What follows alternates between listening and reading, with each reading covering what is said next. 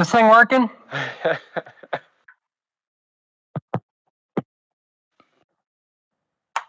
Hi, my name is Jimmy Shane, driver of the U1 Miss Home Street Unlimited Hydroplane.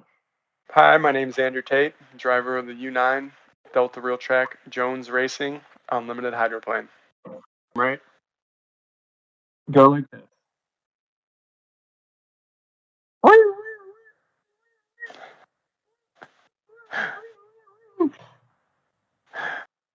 Well, I can tell you that leading up to the 2018 Guntersville race in Alabama, that was probably the most trying off season for our race team with all the events that happened. Obviously, most people know about what happened to Dan Hoover in that off season, and it was tough for us to get back into the race swing of things after an event like that. Obviously, we miss Dan, we still love him, but we definitely had our challenges in Guntersville, trying to get back into the swing of things as a team. What I can remember, in fact, I don't even remember all that much, just because of the situation I was in my head. But I know that we had a very trying weekend. All the qualifying heats, something happened either to the boat or to the engines. I think we got disqualified one or maybe two of the heats, and it was definitely not a typical Miss Madison weekend like we're typically seeing or that fans expect from us. So we were going into the final, not our strongest weekend, and we knew that we were actually down on power because of getting the previous DSQs in the other heats. We had to go in and back our governor way down just to get the motors to read legal because we had messed something up in the tuning with all of that had happened previously in the weekend. So we knew that we were down a little bit of power. I knew that I had to get the inside lane, and who knew it was going to turn out to be one of the most exciting final heats ever in the history of the sport. One of the closest finishes, and obviously a great race with Andrew Tate at that time. So it turned out to be a really good thing for the weekend, for the fans in Alabama, for the fans of H1, and that's the one thing that I will be taking from that weekend is what a memorable final heat that turned out to be. That was the following year. I was happy to smash Andrew's qualifying record by a good bit. The very next year. So we knew what we had. We knew that we were coming back with the new boat and the new hull in 2019, and we showed the fans in Guntersville, Alabama, what the Miss Home Street can do by breaking that. And it was a pretty stout qualifying record by Andrew. I think it was right around 158, and we were able to set it up above 160. And we knew the boat could do it, but we just had to go out there and show that we could do it. Coming into the season in 2018, we had a good test session out in Tri-Cities, spring testing, and expectations were high. I had my rookie year in 2016, and then 2017, maybe a little bit of a sophomore slump in my mind, and then 2018, the team had been in place. The equipment continuously got finely tuned and stronger, and we felt like we were in a good position to challenge the U1 Miss Madison team, Home Street Bank, for the championship. And there was somewhat of an uncertainty, I guess, going into Guntersville, at least for me. Obviously there was a lot happening with the Home Street team and some current events, and I think how they were going to react and overcome that adversity, which they did an extraordinary job at, was going to play out and kind of give us a real feel for how the season was going to go. And Jimmy mentioned that, they had a little bit of a tough time getting a hold on some of the settings within the motor and finally tuning it.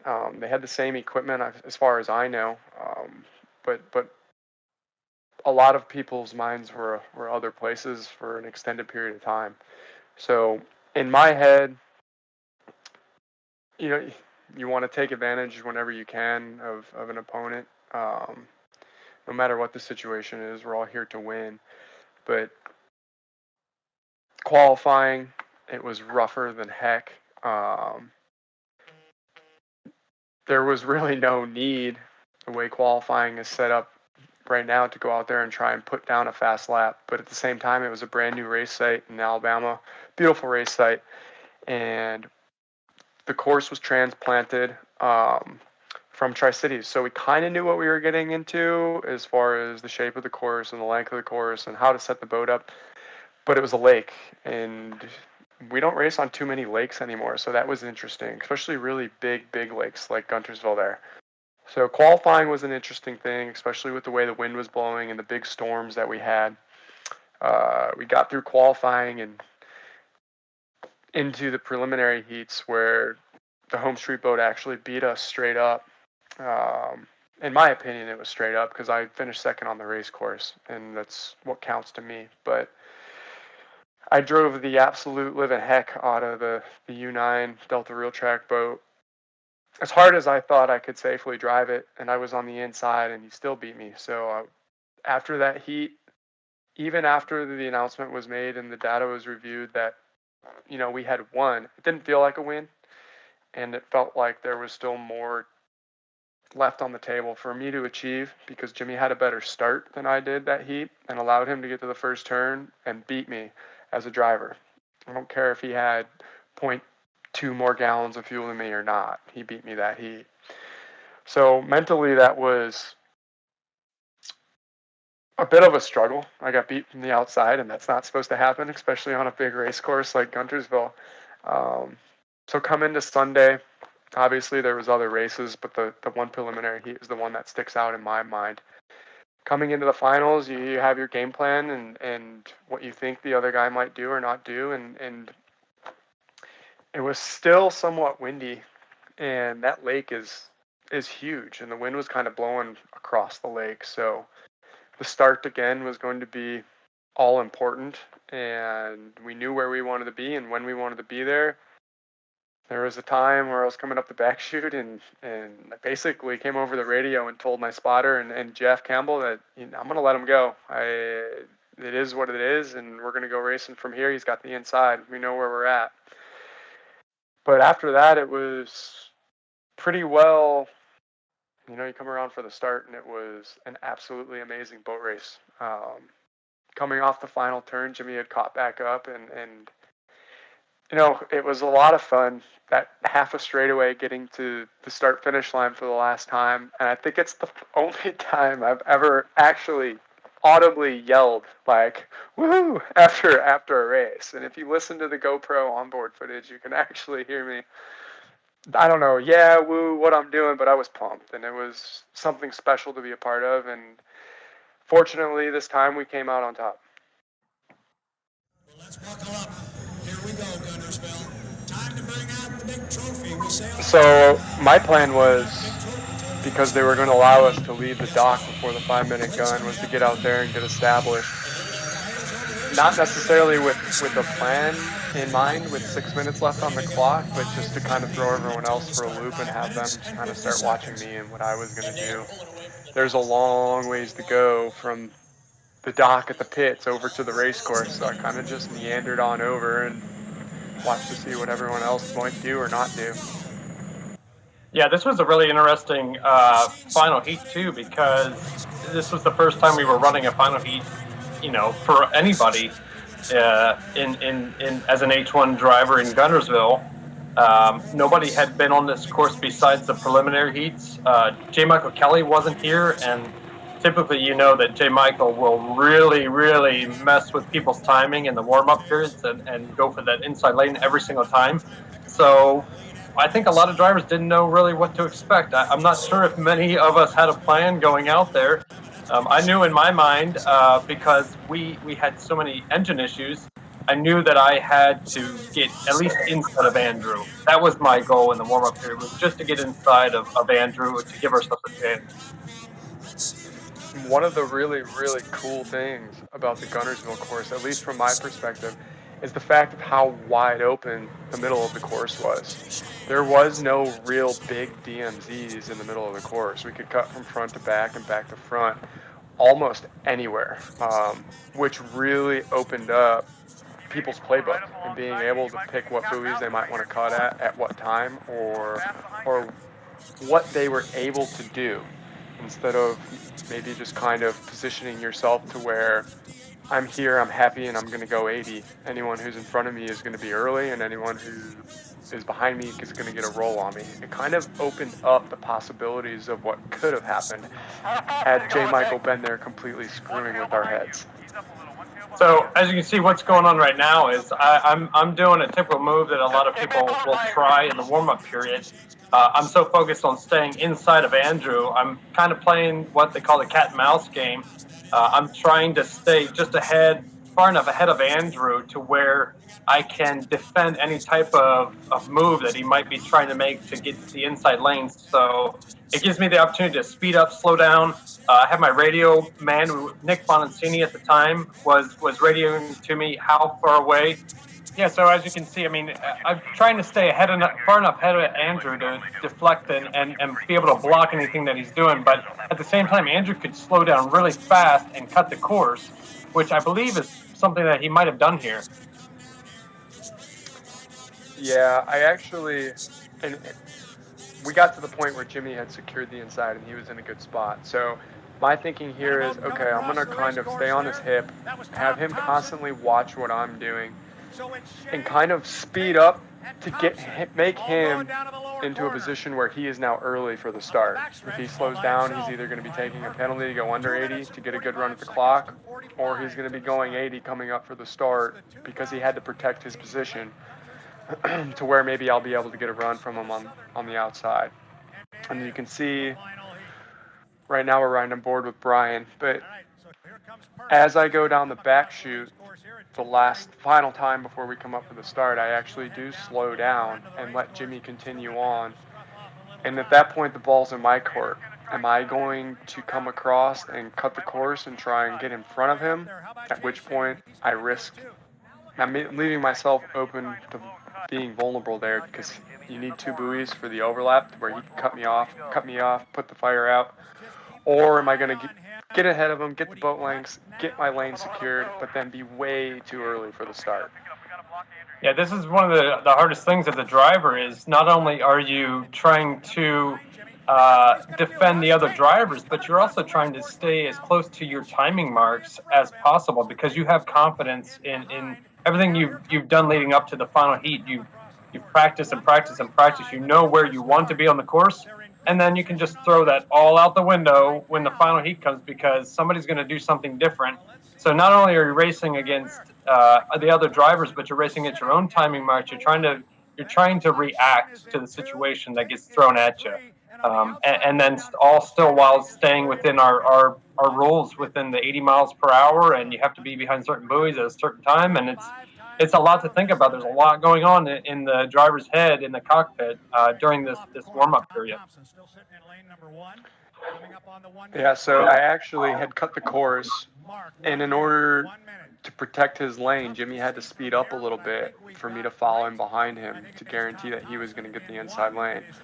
So in my head, I've now made him, I could be right, I could be wrong, but based off my math, I've now put him ahead of his timing marks, which means that I have the ability, hopefully, to get a better run to the first turn and be able to control the race course. So I actually slowed down even more, but Brian on the outside was far enough ahead of me to actually come over and take my lane away. So I had to speed back up and kind of abandon the flying start to protect my lane coming up here. And even though there was only 4 boats in this heat, you can see we're all together. You all come down flying for the start. It's a spectacle when you see these boats flying across the start-finish line. And I think you'll see here, I think Andrew was just a touch early on his timing marks, and I think he lifted just for a second. And I was coming to the start-finish line with a head of steam, but he crossed the start-finish line before me. But I think I had a little bit of speed. I think I beat him to the first turn.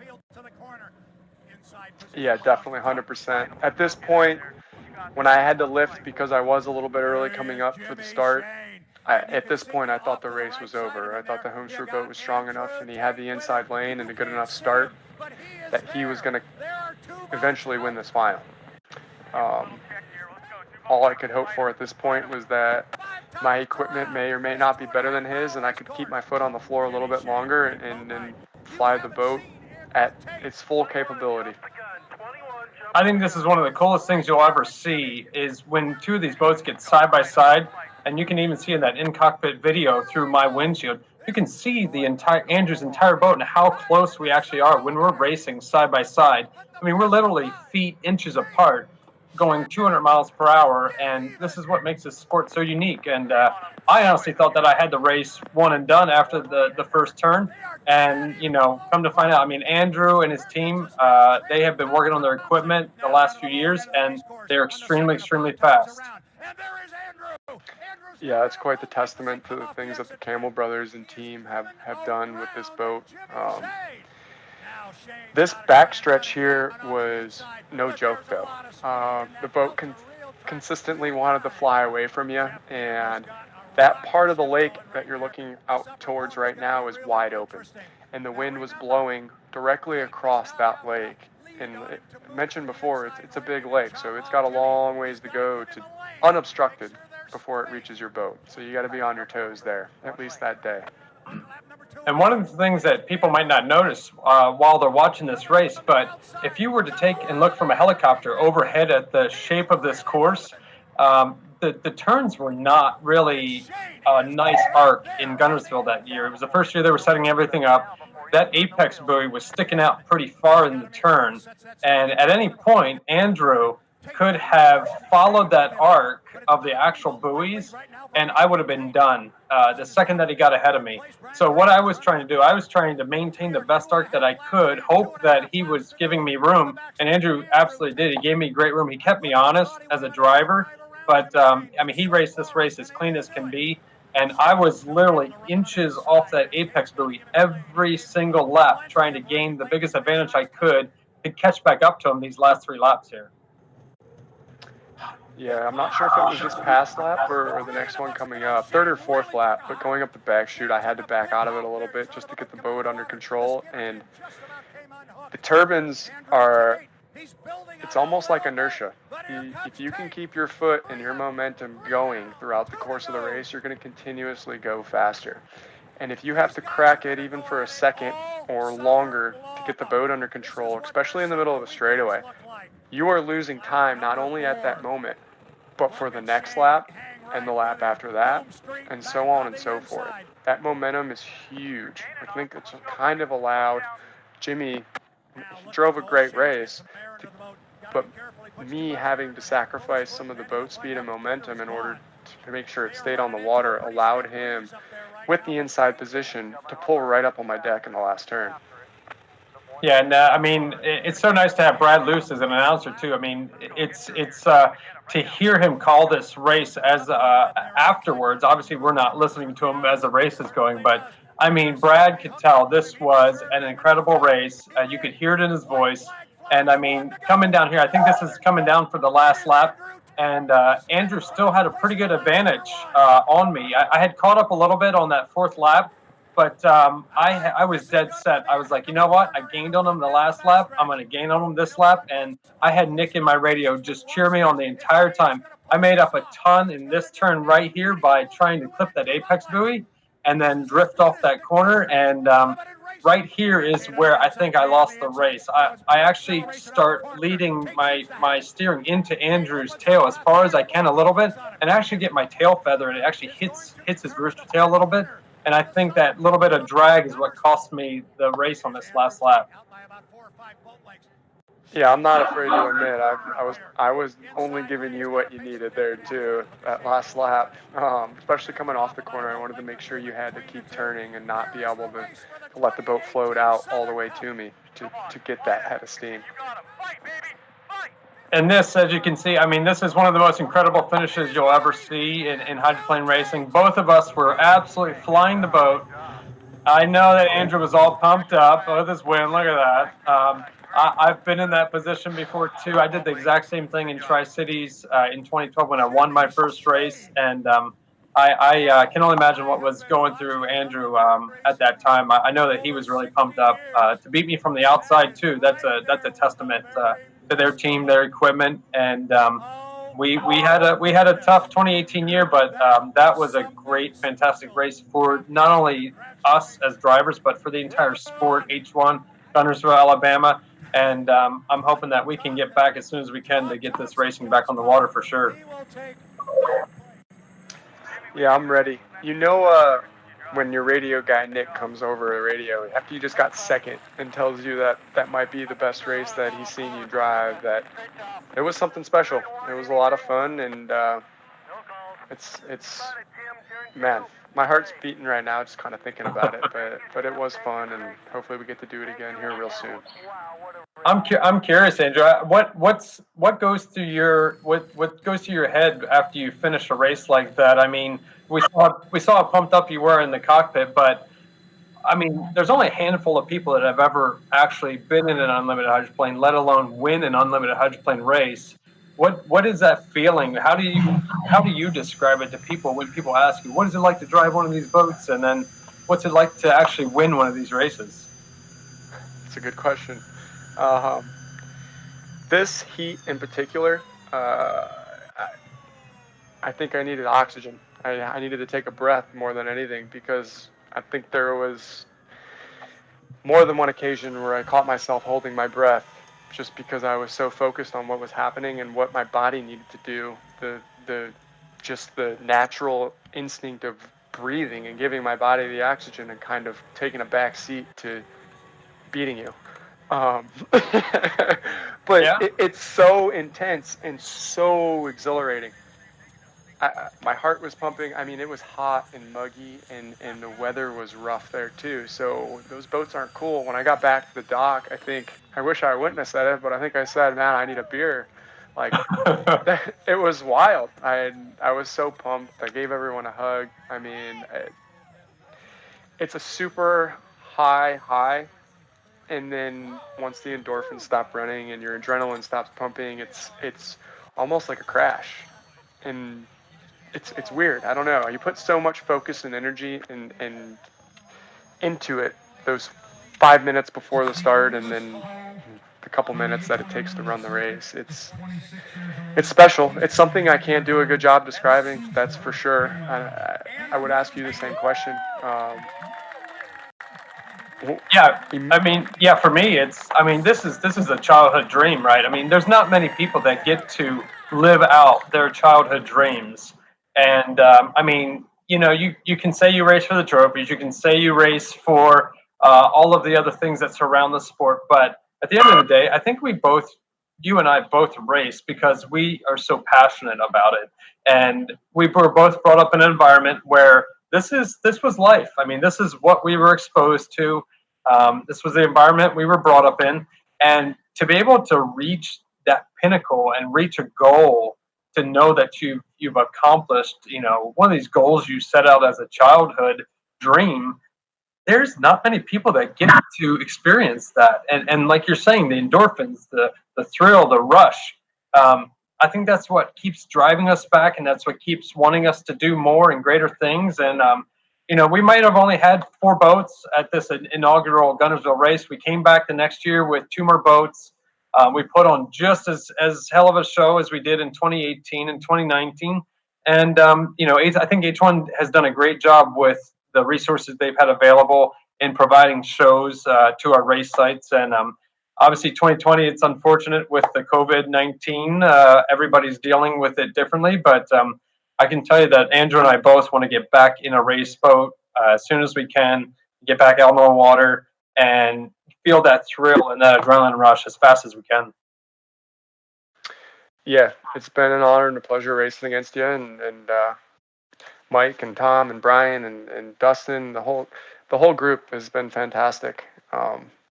But definitely the rush, the thrill, and chance to win is why we do this. I would totally agree. And I would mother F you up and down over the radios when we're inside the boat racing against each other. It's just because you're in the blue boat. It's not because you're Jimmy Shane. You know what I mean? You come back to the dock. You might be mad at me here. I might be mad at you.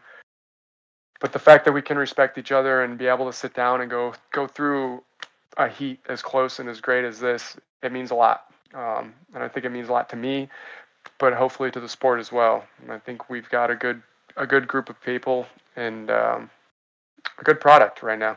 So I'm curious too. So I mean, I agree everything that you said. What do you think's going through your teams and your owner's mind right now in this instance? I mean, they just they put so much time and effort into it and hard work, and the crew chiefs and the crew and the girls selling shirts and the guys selling shirts and everybody that's involved in what you get to do as a driver. What do you think? We know how you feel as a driver. What do you think's going through their minds right now that they just won an H1 Unlimited race? if they, without them, would be no me or you. So if you look at it from that aspect, if they could feel half of the emotion that I felt when I came across the finish line, then I think I've done my job for them, to be a part of the team, to deliver on their efforts and their energy. It's a good question, Jimmy. If I can go out and come back to the dock and have my team, my crew chief, my owners be satisfied with what's happened, then that's another victory. You're not going to win every race, and you're definitely going to make mistakes, some bigger than others. But as long as they might be disappointed, but as long as they understand that those things happen and can continue to support you and grow with you, then it really makes for an amazing atmosphere. And the Jones and the Campbells and all of them have done a great job. The boat's never failed me. I've only failed it. So they should know that they've delivered a great product and given me a great piece of equipment. Their time and their energy hopefully doesn't go to waste if I blunder. Yeah, I think so. That's a great way to put it. I mean, it really is a team and family effort in our sport, and it's great to see. Obviously, when we win together, we all cheer, but when we lose, we all lose together, and that's the way that most motorsports works, but especially in H1, we're a big community, big family, and it's wonderful to be a part of it. So it still hurts me to have to watch this race over again and know that I still finished in second place. I hate that. I hate that I couldn't bring that win in Guntersville, Alabama for the Miss Home Street. But obviously, it was such a great race. I was just thrilled to be a part of it and have that opportunity to try to win that race. So I obviously want to thank Home Street, thank my crew, thank everybody at in the Miss Madison Racing Organization, NH1, for providing us a great place to see such a wonderful race that was in Guntersville in 2018. Say, this is good B-roll. Quarantine hair, don't care.